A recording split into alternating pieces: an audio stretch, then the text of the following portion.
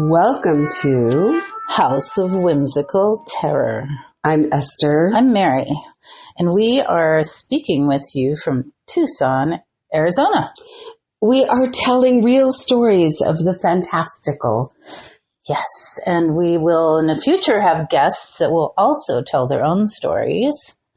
All of our stories are true or told to us as true. And we have a new story for you today. However, we just have to quickly revisit the last, which was the first podcast. Yeah. What was that sound? Yeah. I have no idea. We were so careful too. We were so careful with our mics and making sure that there were no noises. We did have that one phone interruption, which is obvious. But the shushing we cannot explain. We cannot explain. We have no idea what that was. Today might have a little bit of additional sound, but it's probably the Doberman. Yeah, the Doberman's wandering around. So.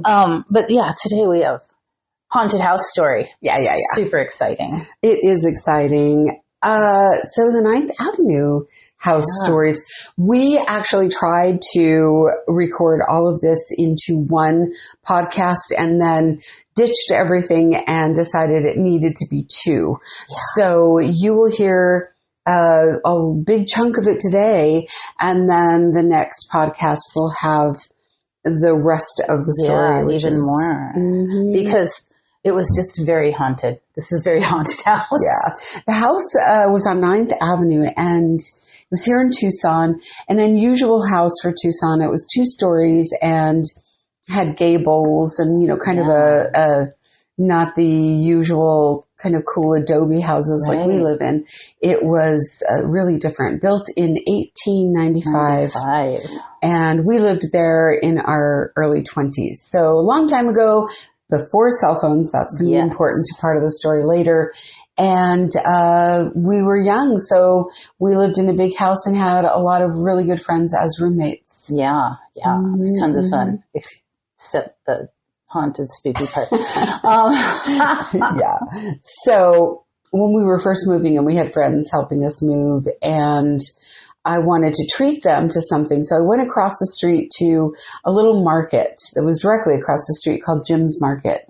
And Jim's Market had all these old school, like Yoo-hoo sodas and, those kind of things. So I got a bunch of really cool treats and went out to the cash register where I met Sophie. And Sophie was super nice. I knew her the whole time I was there. And she said, "Oh, you moved into that lovely house across the street." Right. And then I heard this man's voice from behind me say, "That house is haunted." And I turned around thinking someone was joking. And I met Robert, and he was standing there with a little beret, very short man with a beret. He's lovely. And he said, "No, it's haunted." And he looked dead serious. So I turned around to Sophie to see if she was kind of laughing along with him, but she was like shushing him and, like telling him to be quiet with her hand motions. And then I turned and looked back at him and he said, "It is haunted. You should know that." And then I looked back at Sophie and she's just shaking her head at him like, "Don't tell them." Yeah. So, because that wasn't in the lease. No, that wasn't. No. Which, even if it were, us, probably we'd barely sign it anyway. Bonus. Haunted bonus mansion. Ghost. Yeah. So we went back across, I went back across the street and I couldn't wait to tell all of our friends what I had heard. And then we all kind of moved in. We were exhausted. It was June, so freaking hot in Tucson. Yeah, too hot. And I had the bedroom that was the only bedroom on the ground floor. And that bedroom led out into the living room, which is a huge living room with wood floors, beautiful place. But I was a little nervous. It was right off of downtown, right next to the train tracks. And for some reason back then, I just thought it was a really dangerous place to live. Like I imagined people jumping off the train and doing terrible things and jumping back. I don't know. Because serial killers take the train. You never know. They probably live in fancy houses somewhere. But Yeah, that's true. Anyway, I had a bat that I kept next to the bed to protect myself. And the first night I was woken up to sound of whispering in the dining room. So I got up and I got my bat, and instead of calling for help, I thought, well, just go, get rid of people with a baseball bat. Right. So I came out of the room and I'm looking. Totally makes sense. Yeah, from the living room into the dining room, and there's no one there. But I'm still hearing the whispering in the dining room. So I walk over to the dining room, and it's getting a little louder, but still I can't make out the words. And it sort of sounds... They were saying, come on, Esther, dine with the dead in the haunted mansion. They probably were. Or they probably were oblivious to me. But it sounded sort of like, wait a minute, I don't know. Just go over them. Like that. Like long terrifying. Conversations, right? And it was very scary. That's very scary. So I thought, well, I'm not seeing anybody, so nothing I can do about it. I'm just going to go back to bed. Right. So I went back to bed, and for 3 nights after that, I heard it every night. After that, I didn't. I don't know if it was because I got used to it and just slept through it, or if it just stopped. Right. But the other thing about that room was one night I woke up. I'd maybe been living there for about 2 months. I woke up from a deep sleep. I was awake, and I saw something up at the corner of the ceiling, like where the ceiling and the wall meet. It was about the size of a softball. It was like a greenish gray, like electrical orb. Yeah, like an orb. And right behind it, about the size of a golf ball, was a smaller orb. And the larger orb, which was moving across the ceiling from one end to the other, and the smaller one was kind of following it, bumping into it. I have no idea what that was, but it was definitely, I saw it, I was awake. I maybe saw that 2 or 3 other times, but, it didn't really hurt me or bother me, so I thought that's weird, but I'm just going to go back to sleep. Right. Yeah, just a nice peaceful sleep. Yeah. Sure. So this house, one of the strange things that happened in it was we had, I don't know if it was plumbing or electric, some kind of issue, and we had to have someone come and deal with it. So the worker got there, and he was wandering around the house, like trying to figure things out. And then he came back out and he said, "Why did you block off that room?" And we're like, "We don't own the house. We didn't block off any rooms. What are you talking about?"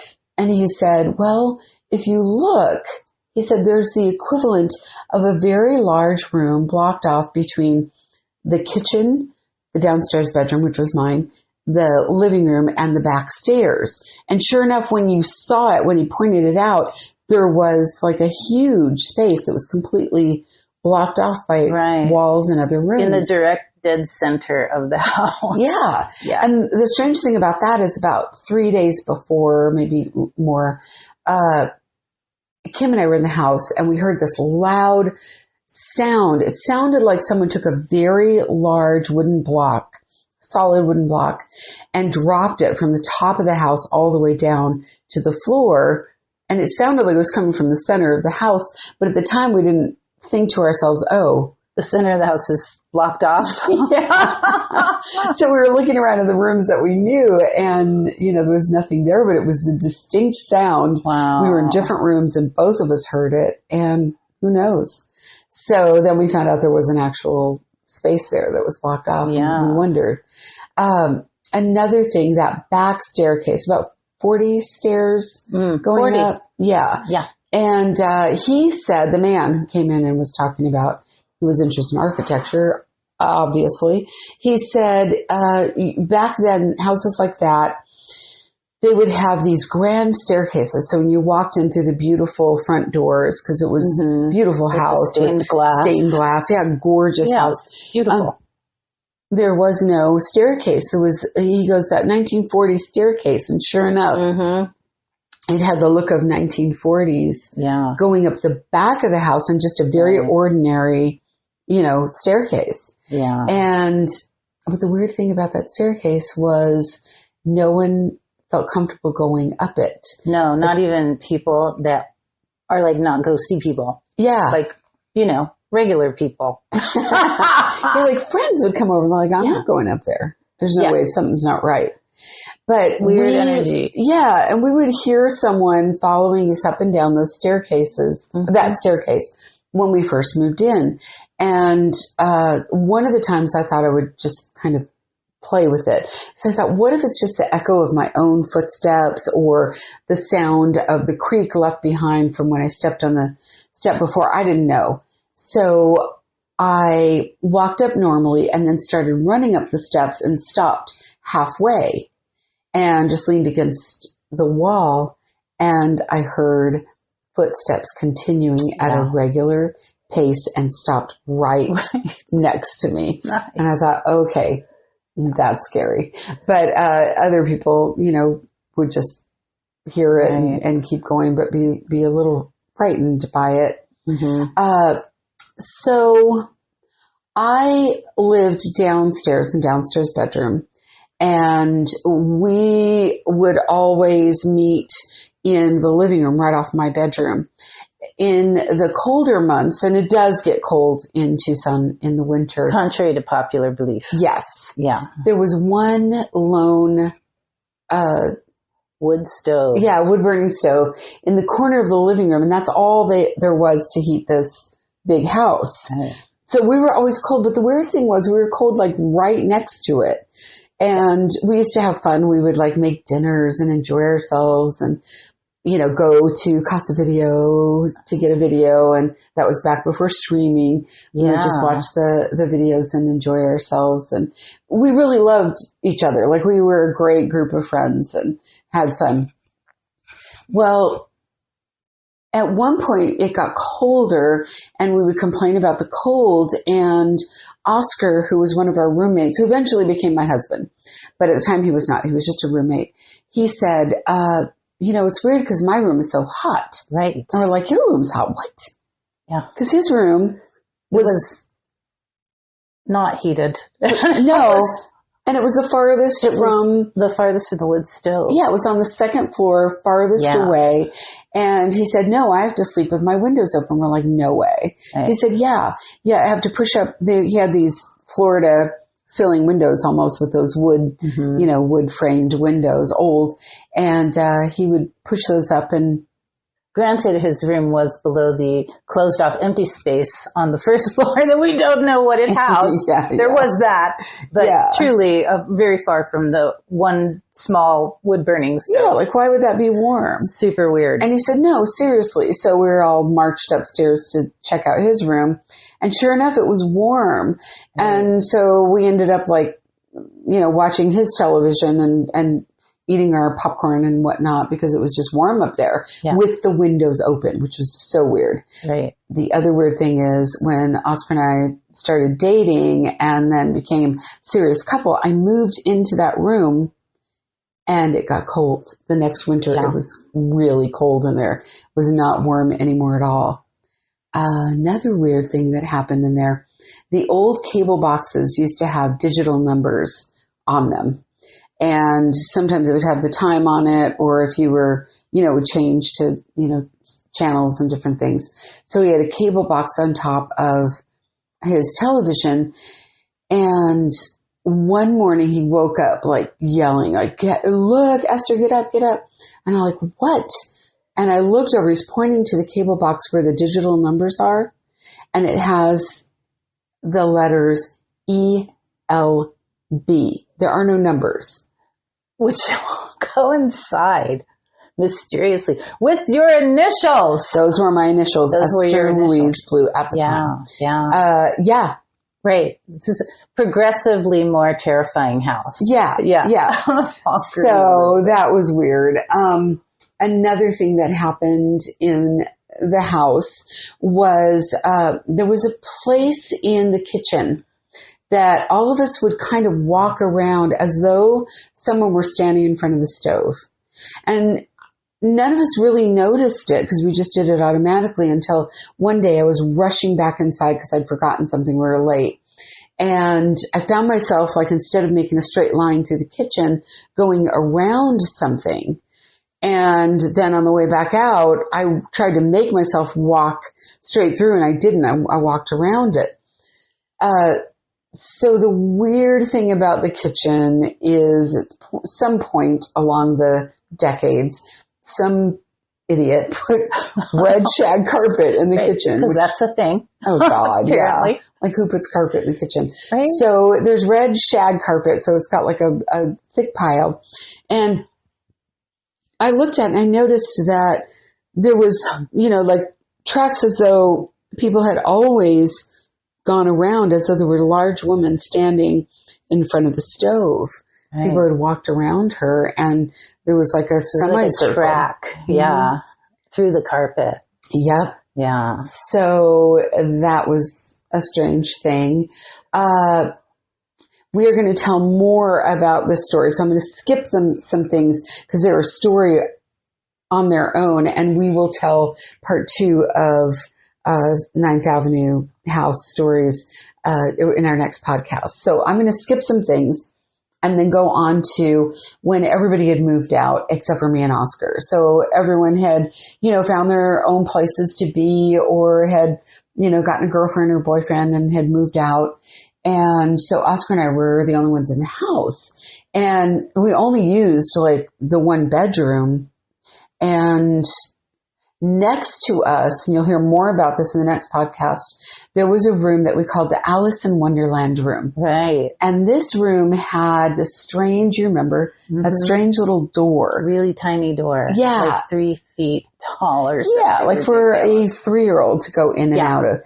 But it had the original molding and the original door handle that the rest of the house had. So it wasn't like built later. It was built when the house was built. The house being built. Yeah. And you never went in there. But No. the rest of us did. I did not. No. Yeah. And it was a strange little place. Like, there was also, we found out, because we used to walk along the top of the porch. There was a porch roof, and we'd walk around it. There was also a very substantial room blocked off in the second floor. Yeah. But if you went into the Alice in Wonderland room, you would just be in this kind of small partitioned off area that was recently partitioned. Yeah. Like you said, all the gables were partitioned off. Like you can't get anywhere from that room. Yeah. And I was like, I'm good. I don't even need to get in there. Yeah. But the room itself, like if you didn't go to the Alice in Wonderland room, but where the window was, and again, these are big windows that would go kind of from the floor level all the way up to the ceiling, long and narrow, beautiful. And you could open those and step out onto the porch roof. And remember, we used to go out there and like watch fireworks or watch people walk by or just relax and look at the stars. Beautiful. Yeah. Tucson evening. Yeah. And just like hang out there. Being on your roof is a Tucson thing. Actually. Yeah. It's common. And this was nice because you just walked out onto the porch roof. Yeah. So anyway, everyone had moved out. Oscar and I were the only ones there. And this one night, so we had 2 twin beds, and he had them pushed all the way up against the 2 big windows, the 2 floor-to-ceiling windows that took up the entire wall. Those are the only windows in the room. And this one night, it felt very stuffy, and no one else was in the house, so I thought we should just open the door. But I was he liked to be right next to the door, so I was over by the windows, and there was no room to get out of the bed unless you kind of scooched down, to the foot of the bed and kind of crawled out from there. And he was closer to the door. So I'm like, open the door so maybe we'll get some kind of a cross breeze. And of course, the door led out to the stairs. The creepy stairs. Of course. Which, I forgot this part. Like when I moved in there, I used to try to stay asleep, walk down the stairs to use the bathroom because the bathroom was the foot of the stairs. But I would always wake up by the time I got to the bottom of the stairs, and then had to come back up the stairs. This one night at the top of the stairs, I saw this column of kind of bluish green electrical light. It's about the size of an adult human just standing there. And it freaked me out so badly. And I thought, how do I get back up and go to sleep? And then I thought, you know what? I'm not going to, it felt challenged. Right. And I thought, you know what? I'm not going to let it scare me. I'm going to go up. So I went up and started walking like really close, as far away from it as I could, up the right-hand side of the staircase while it's waiting for me at the top, and then got to the very top. I'd been watching it the whole time and then was afraid to turn my back to it, but I did. I ran into the room and shut the door. So, anyway, I forgot about that story, but Oscar and I would still be sleeping down there. at the foot of the stairs. Yeah, I would. I decided, I'm just gonna, anyway, so Oscar and I were sleeping in that bedroom, and I was like, can you get up and open the door? Maybe we'll get a little bit of a cross breeze. And he said, no, I'm almost asleep. You want it open, you open the door. And I'm like, yeah, but you're the one who gets to sleep on the side where the door is. I have to crawl out. And anyway, we've gotten this big argument about it. Like, we're yelling at each other, and I'm like, so finally I won. And he like gets up, puts his feet over the side of the bed, and he's mad, right? So he's like got his hands on his thighs, ready to stand up. And suddenly the door slams open. And we're the only ones living in the house. So creepy. Yeah. Okay. So here's the other weird thing. It's an old door. And it kind of sagged on its hinges downward. Right. So to open the door, you'd have to turn the handle, kind of lift it a little bit towards the frame of the door, towards the hinges, and then open it. And even then, there was, again, carpet with lots of thick pile.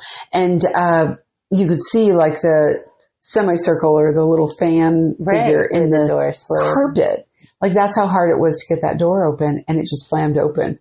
So he laid back down, and we were just giggling in fear, like, and nerves. And he goes, did you see that? I said, yes, I saw that. And he's like, okay, we both saw that. I said, yes, the door slammed open. And then I'm like, I'm scared, turn on the light. And he goes, no, I'm not moving. You turn on the light. I'm like, forget it. We're just lay here. That was it. So that happened.